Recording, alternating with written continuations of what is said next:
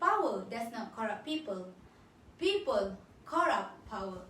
Assalamualaikum warahmatullahi wabarakatuh, and very good morning to Dr. Rosmaiza and fellow audience. My name is Nurul Aini Shahirah binti Saifuddin and my metric numbers is 2020897288. I am from KBA2505A. Today, I would like to talk on my topic, corruption in Malaysia. According to the Transparency International, corruption is the misuse of authority for personal benefit.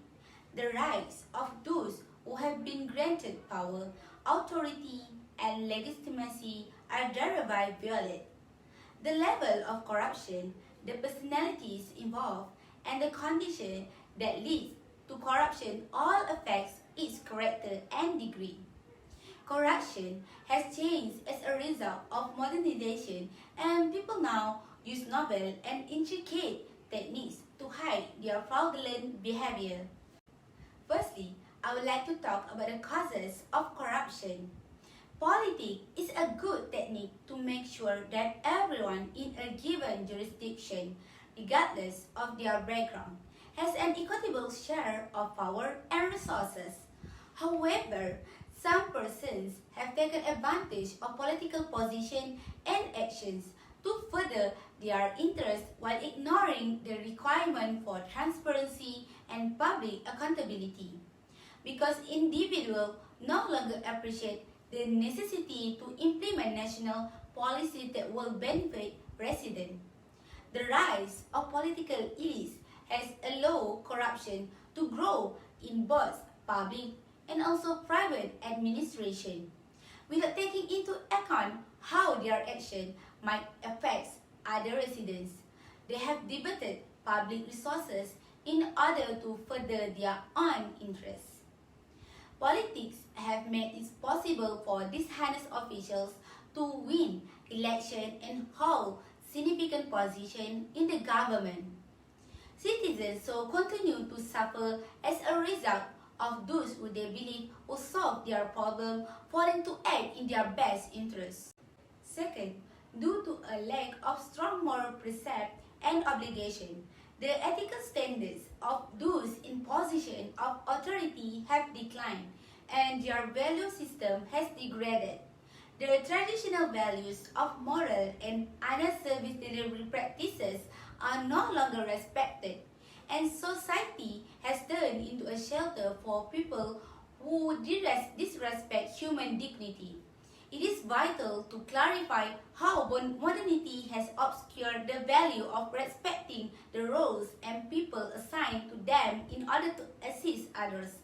Morals that govern service delivery and make sure others profit from their services are not respected by many people. As a result, a lack of respect for human life and inadequate moral principles have fueled corruption. Additionally, the existence of artificial resource scarcity has encouraged people to search for inexpensive ways to acquire what they require. For instance, there is fierce competition for the little resources available due to the lack of job and investment prospects. People therefore employ unconventional tactics to convince those in charge of project approval to grant them permission to continue with their investment initiative. People who have bad intentions continue to wreck their country's economies by spreading the myth that resources are scarce. Some companies are forced to utilize unethical tactics to pursue customers to purchase their product because of the unhealthy competition that exists among them. Because these investors frequently brief government officials in charge of upholding quality standards. Corruption in business is encouraged. The right of residents to obtain high-quality goods and services is being violated. Lastly, because individuals don't reject corrupt practices, the current generation is rife with them. Because there are no robust civil societies to condemn and challenge corrupt leaders. This conduct persists for centuries because their elders supported and encouraged corruption through contemporary systems and practices. The younger generation do not see the necessity to combat it. So, there is a lot of effects of corruption. Firstly, individuals' freedom and rights to get essential services from public and private offices are violated by corruption. This implies that the practices endangers the lives of citizens and undermines the quality of services provided by workers in both the public and commercial sectors because they give some clients with greater consideration than others. Corrupt officials do not provide equal services to all customers. The rights to equality and justice in different areas are violated by this because they are abusing their democratic authority for personal benefit. This renders public institutions and offices as being illegitimate. In addition, governmental offices lack openness and accountability. Few people who are wealthy can acquire what they want because of corruption, forcing those who are less wealthy to look for other options. In cultures where corruption is tolerated, poverty and unemployment are widespread problems that prevent those countries from progressing. Lack of transparency in the processes for awarding contracts and allocating resources in a society compromises the requirement to provide high-quality services, including developing infrastructure, medical facilities, school, and social amenities. In terms of international trade, in a cross-analysis, the exporters from less corrupt countries will face disadvantage in import countries with a high corruption level. The corruption index of the importing countries is negative and statistically significant, thus increase the market share of the exporter. We can see at the Belgium, France, Italy, and also South Korea. For exporters that choose to deal with corrupt countries, they obtain low market share such as Netherlands and also Sweden. So, Malaysia is also no exception in the implementation of corruption. Next, in terms of economic growth, according to the studies, the Business International Corruption Index is used to measure corruption. The outcome of this research revealed that the GDP will be much lower in countries with higher level of corruption. These negative effects, however, are not always proven because there is no evidence linking corruption to economic growth, when other pertinent aspects are under control. Despite this, there is evidence that indicates corruption has an indirect impact on economic development through a variety of channels, including investment, education, trade policy, and also political stability. Next, government revenues and expenditure. According to the research, corruption lowers the standards of public infrastructure and causes bias in government spending. Studies that look at spending reveal conclusive proof that lower government spending on education was due to corruption. On the other hand, corruption often results in huge increases in military budget. Every nation in the planet is at risk from corruption. It is a long-standing phenomenon in human history, with discussion on the subject occurring in almost all periods. Leaders of Malaysia have made the battle against corruption one of their top priorities. Tan Sri Abu Qasim Muhammad, Director of the Malaysian Anti-Corruption Commission (MACC), told Utusan Malaysia that the fight against corruption has been ongoing since Tunku Abdul Rahman Al-Haj served as the country's first Prime Minister. In order to ensure the country's sustainable development, Tunku Abdul Rahman emphasized the necessity for Malaysians to eradicate the three unhealthy factors throughout his rule. One of those aspects was corruption. During the British colonial era, a number of rules were introduced, and this was the beginning of the government's efforts to combat corruption in Malaysia. For instance, Malaysia has a complex institutional structure to deal with corruption, including the Penal Code of 1871, the Street Settlement Ordinance No. 41 of 1937, the Federated Malay States Enactment No. 23 of 1938, and the Johor Enactment No. 14 of 1940.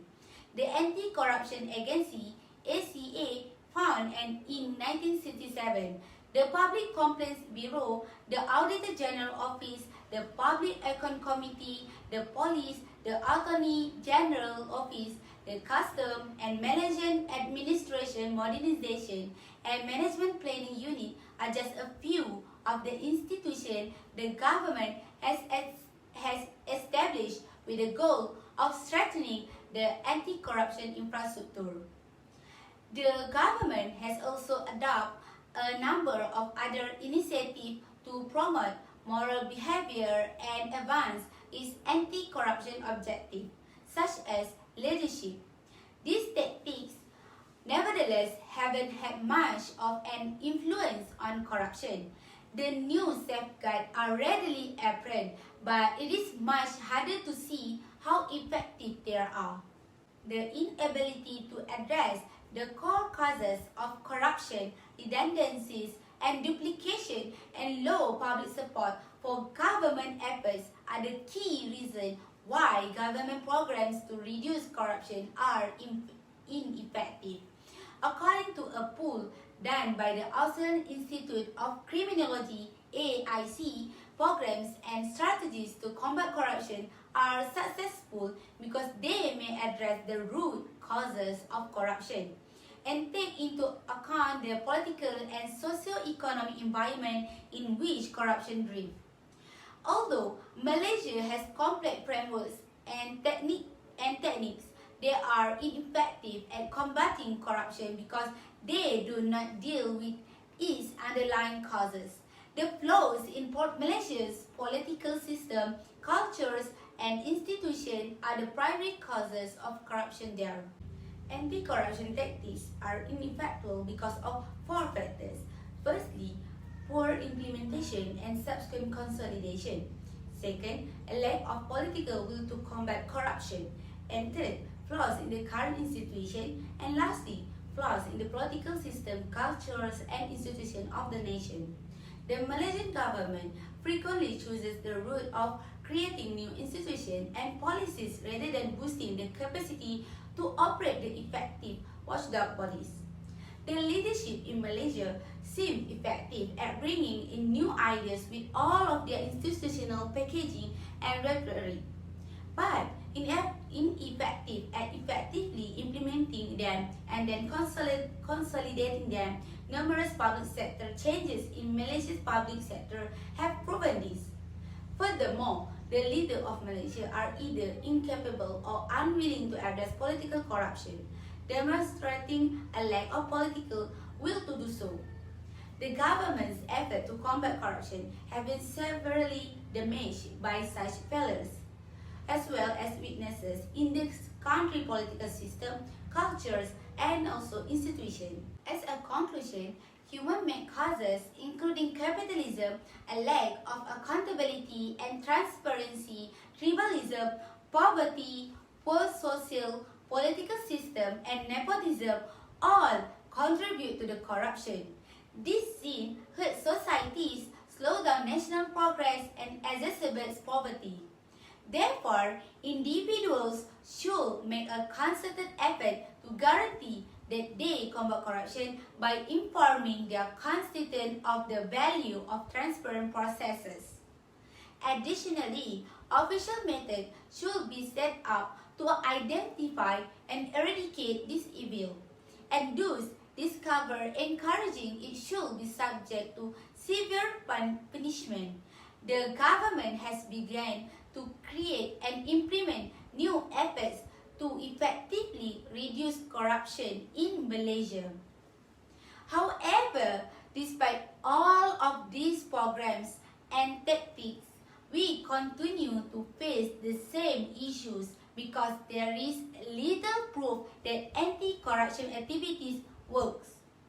The reason for the location of the defects needs to be clarified right away. Such queries will be not answered, leading to the same outcome as previously described. Every dollar that a corrupt politician or corrupt business person puts in their wallets is a dollar stolen from the public that needs improved healthcare, education, and other infrastructures, said World Bank President, which is Jim Yong Kim. Additionally, the Malaysian government has worked hard in recent years to strengthen Malaysia's capacity to host the 13 in 2030. The intention was created out of concern that corruption might have an impact on the flow of foreign direct investment. This investment is one of the key elements that will contribute to Malaysia's increasing economic growth and help it realize its 2030 goal of becoming a developed nation and high-income nation. I think that's all from me. I hope you guys can get something from my speech today, and thank you for lending me your ears, and have a nice day.